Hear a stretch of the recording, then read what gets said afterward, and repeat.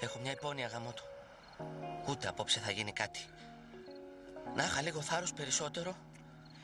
Για να έχω μείνει μόνο στα προκαταρτικά.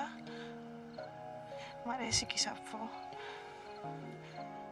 Λες να μην μ' αρέσουν οι άντρες.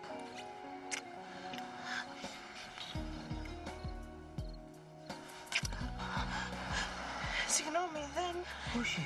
Όχι, τι... Συγχωρείς, δεν ήθελα, ξέρεις, μήπως παραφέρθηκα. Όχι καθόλου. Εσύ πρέπει να είσαι πολύ τολμηρός, Ναι, είμαι πολύ τολμηρός. Δηλαδή πρέπει να είμαι.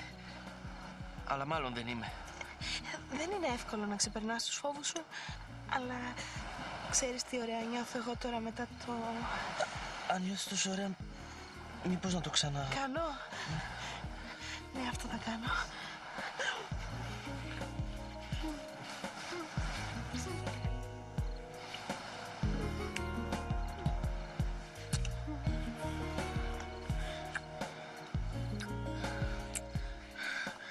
Βιάζεσαι.